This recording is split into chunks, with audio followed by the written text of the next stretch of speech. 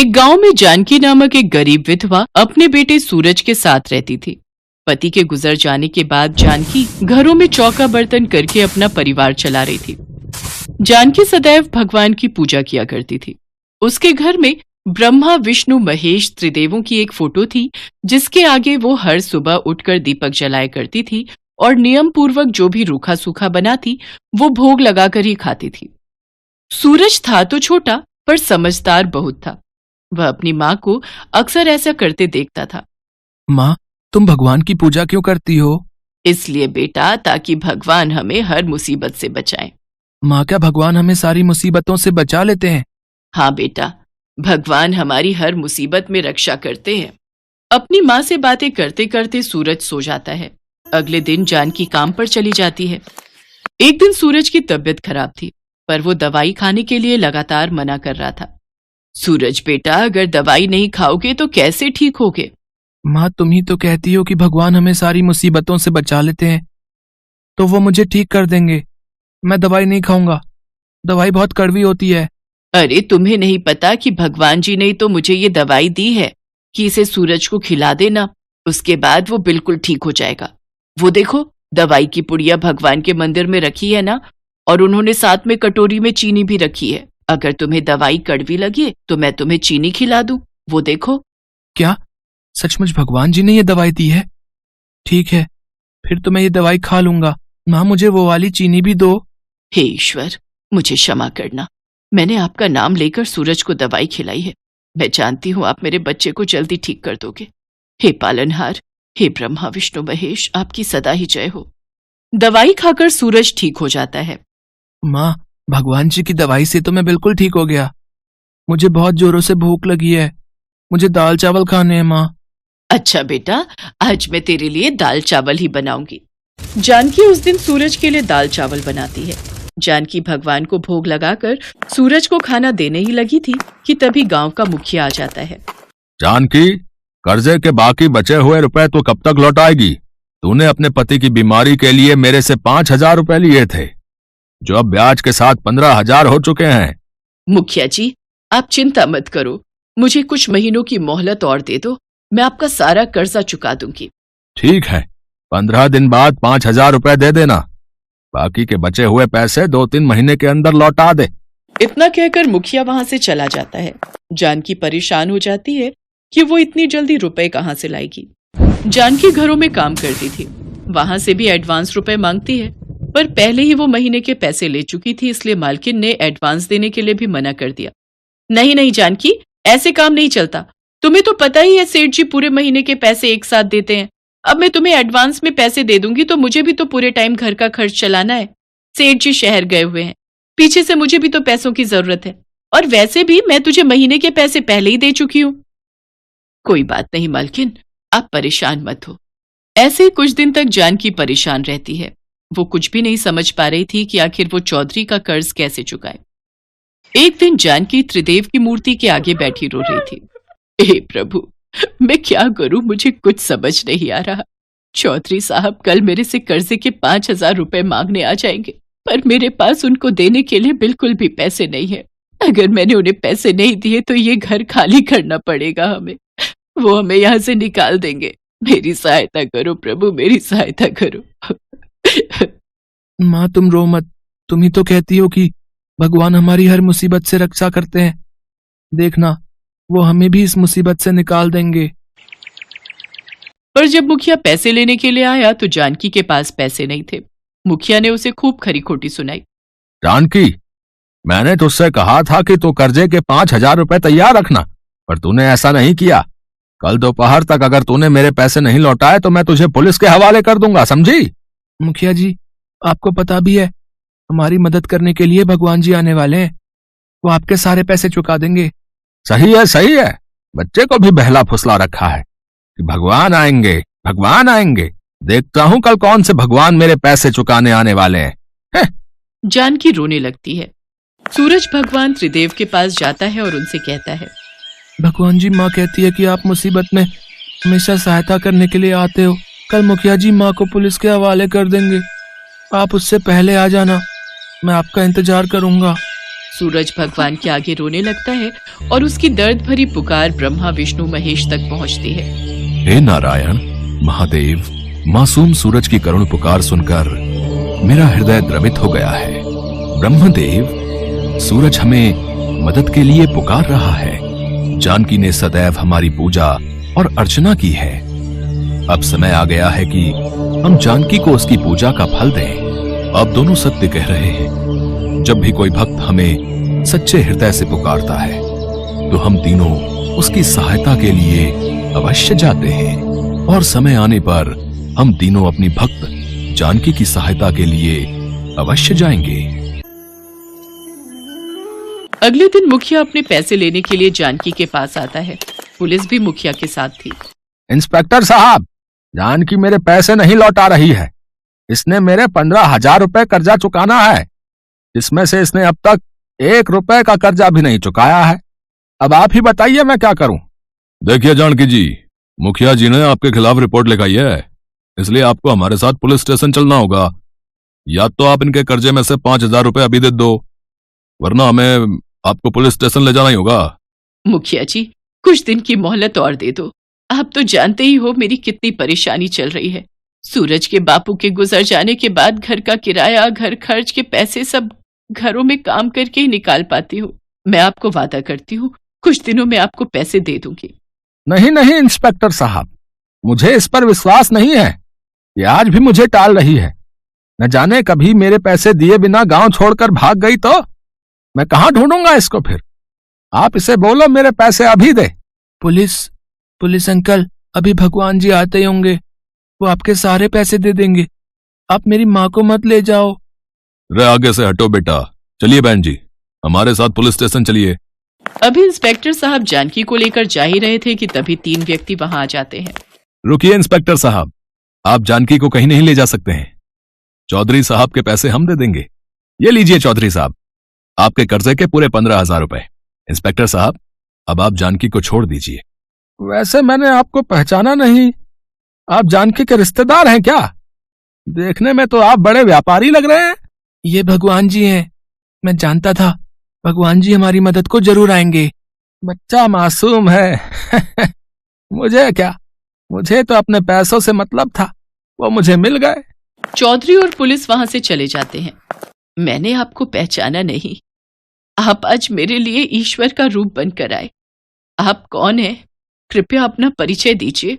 तभी तीनों देवता ब्रह्मा विष्णु महेश अपने अपने रूप में आ जाते हैं। उन्हें देखकर जानकी उनके चरणों में गिर जाती है। ये भगवान जी हैं। मैं जानता था भगवान जी हमारी मदद को जरूर आएंगे। जानकी और सूरज को आशीर्वाद देकर त्रिदेव अंतर ध्यान हो जाते हैं और उनके चरणों के स्थान पर 3 सोने के सिक्कों से भरे कलश रखे थे।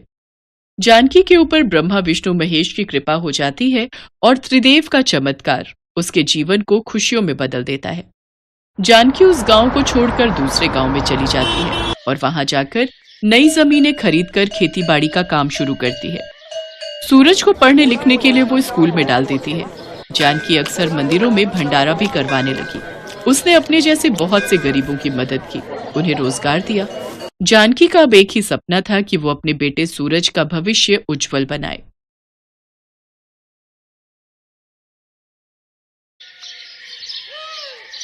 पृथ्वी की रक्षा और जन कल्याण के हित के लिए अनेकों बार भगवान विष्णु की भांति भगवान शिव ने भी अवतार लिया है। भगवान शिव द्वारा लिया गया ऐसा ही एक अवतार है बटुक अवतार। बटुक का अर्थ होता है छोटा बच्चा। पौराणिक कथा के अनुसार एक बार मां पार्वती की पुत्री अशोक सुंदरी ने हुंड नामक दैत्य को अपनी बाल्यावस्था में एक श्राप दिया था कि उसकी मृत्यु अशोक सुंदरी के होने वाले पति नहुष के हाथों ही होगी। इसलिए बाल्यावस्था में ही हुंड ने नहुष का वध करने की योजना बनाई। मैं अशोक सुंदरी के श्राप को सिद्ध होने से पहले ही नष्ट कर दूंगा। मैं बाल्यावस्था में ही नहुष और अशोक सुंदरी का वध कर दूंगा।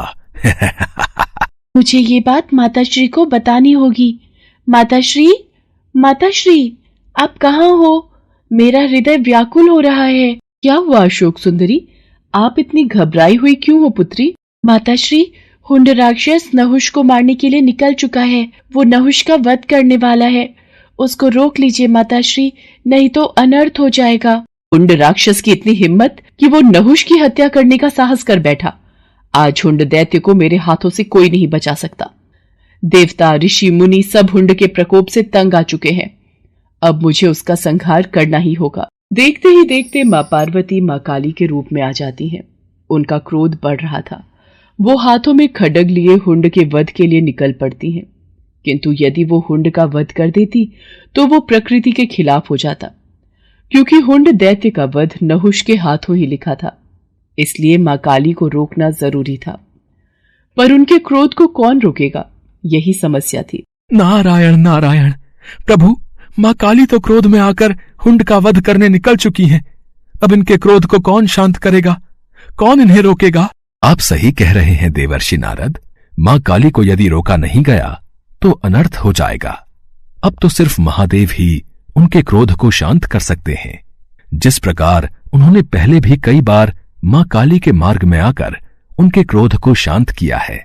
आप तो जानते ही हैं देवर्षि नारद, जब देवी पार्वती अत्यंत क्रोधित होती हैं तो वो महाकाली का रूप धारण कर लेती हैं और फिर उनके क्रोध को शांत करना असंभव हो जाता है। इतनी देर में सभी देवी देवता भगवान विष्णु के पास प्रकट होते हैं। प्रभु, देवी काली अत्यंत क्रोधित हो चुकी है। संसार भय से कांप रहा है। प्रभु, कुछ कीजिए। प्रभु, कुछ कीजिए। आप चिंतित मत होइए देवराजेंद्र, हम सब भगवान शिव के पास चलते हैं। महादेव, सभी देवी देवता आपके पास विनती हेतु आए हैं, इनकी सहायता कीजिए। मैं आपकी क्या सहायता कर सकता हूँ ब्रह्मदेव? आखिर क्या हुआ है? महादेव, हुंड दैत्य को पता चल चुका है कि भविष्य में उसका वध आपके होने वाले जामाता नहुष के हाथों ही होगा, इसलिए वो उसकी हत्या हेतु निकला है। देवी पार्वती इसी कारण क्रोध में आ गई हैं और उन्होंने मां काली का रूप धारण कर लिया है। अब उनके क्रोध को केवल आप ही शांत कर सकते हैं देवाधिदेव। काली के क्रोध को शांत करने के लिए मुझे उनके सामने जाना होगा। सभी देवी देवताओं को आश्वासन देकर भगवान भोलेनाथ देवी काली के समक्ष प्रकट होते हैं। देवी काली क्रोध की अग्नि में जल रही थी। वो भगवान शिव को अपने सामने देखकर विशाल रूप धारण कर लेती हैं और उनका क्रोध अत्यधिक बढ़ जाता है। शिव जी भी उन्हें रोकने के लिए अपना विशाल रूप धारण कर लेते हैं। रुक जाओ देवी पार्वती, शांत हो जाओ।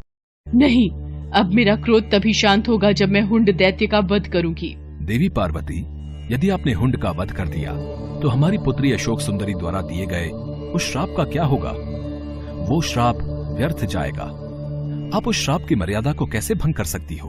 आप जानते हैं प्रभु, हुंड ने हमारी पुत्री और होने वाले जमाता को मारने का दुस्साहस किया है और आप कहते हैं कि मैं शांत हो जाऊं? नहीं। देवी पार्वती, आसमान की ओर देखिए। सभी देवी देवता आपके इस रौद्र रूप को देखकर घबरा रहे हैं। शांत हो जाओ पार्वती, यही संसार के हित में है। नहीं, अब मुझे कोई शांत नहीं कर सकता। आप मेरे मार्ग से हट जाइए, मैं आज नहीं रुकूंगी। पर रुकिए देवी पार्वती, हमारी पुत्री अशोक सुंदरी और नहुष दोनों ही सकुशल हैं, उन्हें कुछ नहीं हुआ। नारायण नारायण, अब क्या होगा प्रभु? माता तो क्रोध की अग्नि में आगे बढ़ चुकी है। अब महादेव माता को कैसे शांत करेंगे? उन्होंने तो महादेव की बात को मानने से भी इनकार कर दिया है।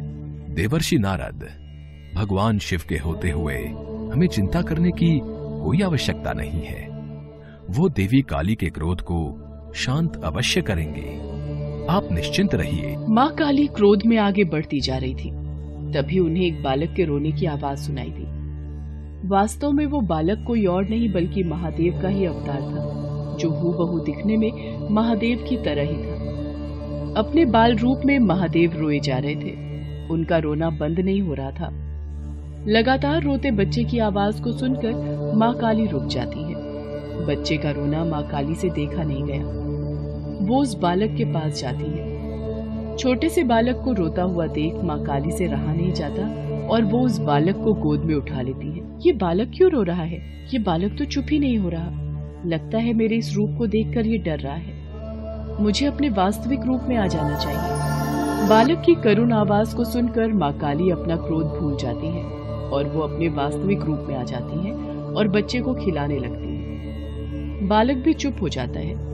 तभी वहां पर देवर्षि नारद और भगवान विष्णु सभी देवताओं के साथ प्रकट होते हैं। देवी पार्वती, ध्यान से इस बालक की तरफ देखिए।